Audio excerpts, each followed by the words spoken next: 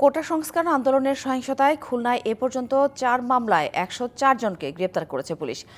এ বিষয়ে আরও জানাতে খুলনা থেকে আমাদের সাথে যুক্ত হচ্ছেন সহকর্মী আমিরুল ইসলাম।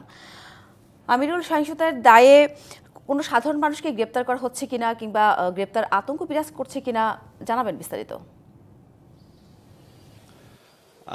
খুলনায় যে ৪টি মামলা দায়ের হচ্ছে, ৪টি মামলা দায়ের হচ্ছে খুলনা মহানগরীর সোনাডাঙ্গা থানা, দৌলতপুর থানা, খালিশপুর থানা, হরিণটানা থানা। এবং এই মামলায় এখন পর্যন্ত যে গ্রেপ্তার সংখ্যা দেখিয়েছে সেটা হচ্ছে ১০৪ জন। তবে এই মামলার অধিকাংশই হচ্ছেন যে জামাত ও বিএনপি যে সহযোগী সংগঠন রয়েছে সেই সহযোগী সংগঠনের নেতাকর্মীরা। প্রথম দিকে এই মামলাগুলিতে বলা যায় যে ২৫ থেকে ২৭ জন গ্রেপ্তার হলে এখন কিন্তু ৩ জন ৪ জন করে গ্রেপ্তার আছে, যার কারণে যে গ্রেপ্তার আতঙ্ক আছে সেটা জামাত বা বিএনপি রাজনীতির সম্পৃক্ত যারা তাদের মধ্যে একটা আতঙ্ক বিরাজ করছে। আর এখন যে ৪টি মামলা দায়ের হওয়া, ৪টি মামলা রয়েছেন যে প্রক্রিয়াধীন, যারা গ্রেপ্তার হয়েছে তাদের যেমন জামিন শুনানি রয়েছেন এবং মামলা যে দায়ের হওয়া মামলাগুলোর মধ্যে যে তদন্তকারী কর্মকর্তারা দায়িত্ব পেয়েছে তারা কিন্তু মামলার তদন্ত কার্যক্রম পরিচালনা করছেন। বিশেষ করে এই মামলার ব্যক্তি সাক্ষ্য বা বস্তুগত যে সাক্ষ্য সেই সাক্ষ্যগুলো সংগ্রহের কাজে নিয়োজিত রয়েছেন। এবং